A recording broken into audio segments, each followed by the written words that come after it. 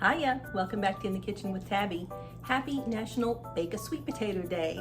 Now I am not a sweet potato fan. I don't normally eat them, but I have found a recipe even the pickiest eater is gonna love. These are sweet and savory sweet potato bites. You're gonna absolutely love them. Let's have some fun and let's get cooking.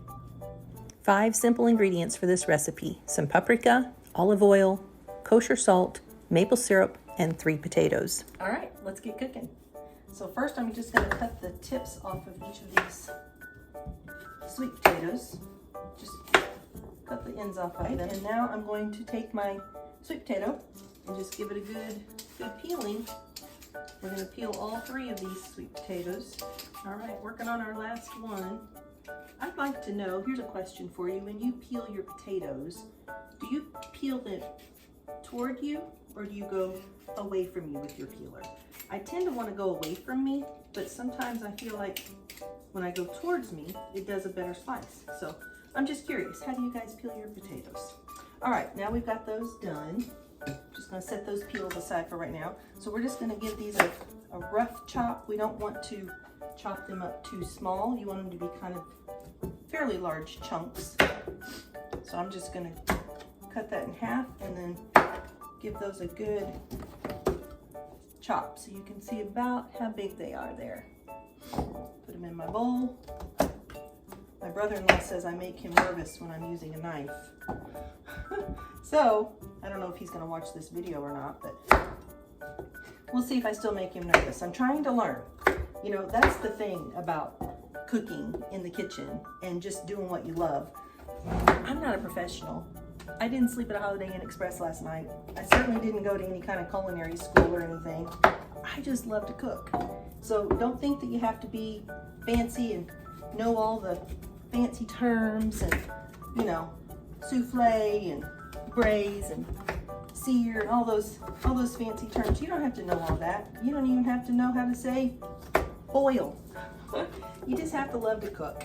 Love to cook and love to have fun.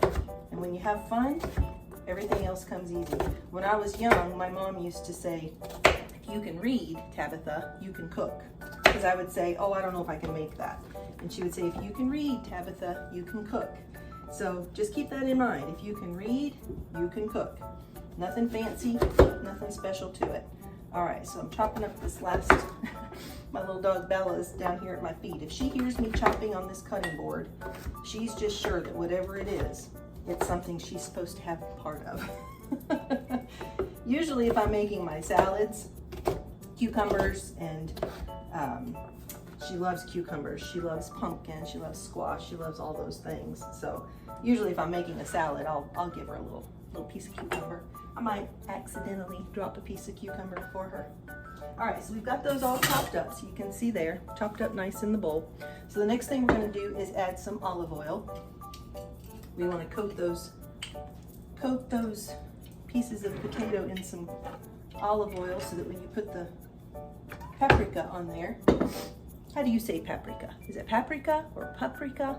I think the correct way to say it is paprika, but most people say pap because we always try to Americanize the word, right? So most of us say paprika, but the correct pronunciation is paprika.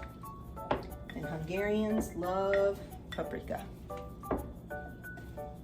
All right, so that's it. Just get a good dose of olive oil, mixing those around really well. And now we're going to take our paprika.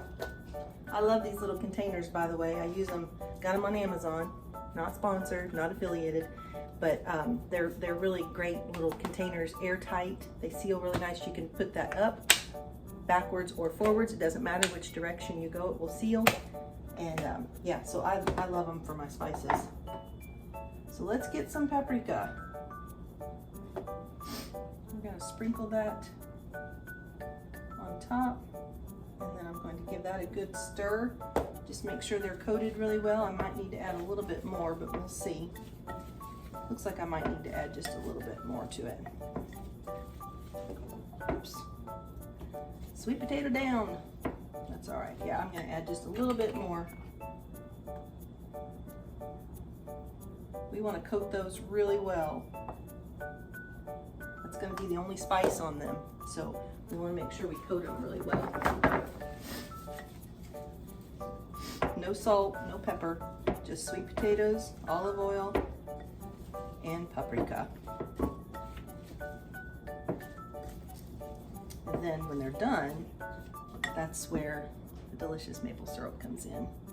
When they're done, we're just going to drizzle a very little bit of that maple syrup right over the top. And like I always say, it'll be a little bit of heaven. You wait and see. All right, so we're going to go ahead and put them on our baking sheet now. And I did double check the recipe. Just wanted to make sure, because I said that paprika was the only seasoning going on these. So I double checked the recipe and I was actually incorrect about that. You are going to add a little bit of kosher salt to the top of this after you get it on your pan. So I'm gonna spread these out a little bit on the pan. Just kind of in an even single layer there.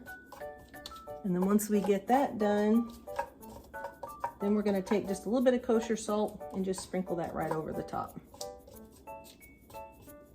All right, that looks good. So I'm gonna just give it a good pinch here and just sprinkle some salt right over the top. And the salt is to taste. So it just depends on how salty you want them. I like to use the kosher salt. It's a flat salt, but it's pretty coarse. I think you can see it there. It's pretty coarse, but I like to use it when I'm cooking and things. You can still see it, but it's not quite, I don't think it's quite as salty because it's flat, so it's not quite as heavy and coarse as the coarse salt is. I'm going to tell you a little story about this salt dip too. When we lived in Brazil, when our son Nicholas was born, we had lived there about a year at the time, and when he was born, my sister Haya came, and my mother-in-law, Mama, we call her Mama. Our name was Pat, but we called her Mama. They both came to Brazil, and Haya stayed with me for 6 months after Nicholas was born. Mama stayed for 3, and during those 3 months, we did a lot of visiting and traveling and just letting them kind of see the sights.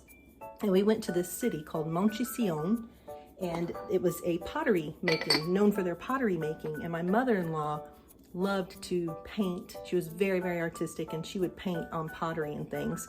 And so she bought this little salt dip. You can hang it on the wall. It's got a little hole there to hang on the wall, but I've never hung it. She didn't either. But there's a little thing on the bottom there where you can see the little blue stamp from Montecion. And so this little salt dip has set on the counter here. Like I said, she used to live in this house before she passed, and then we moved in.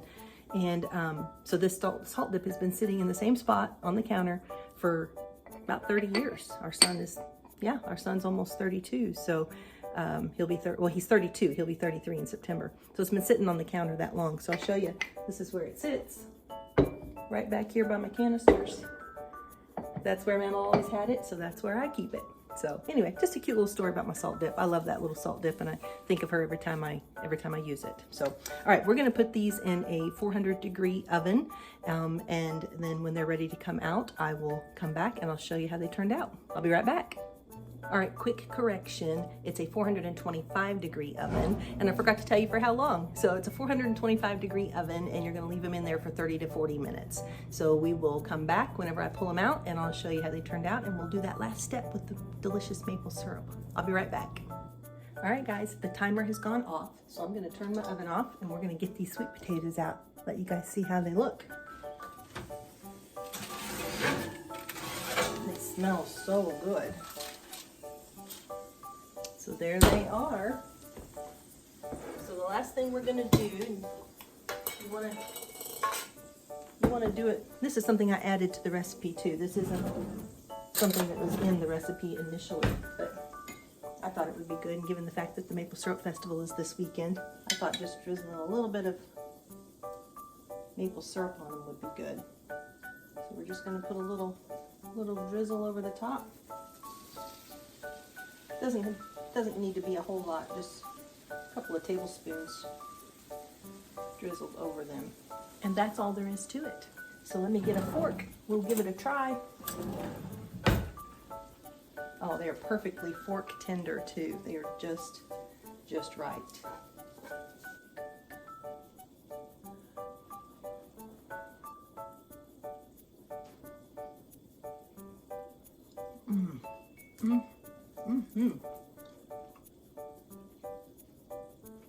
It's super hot, but super delicious.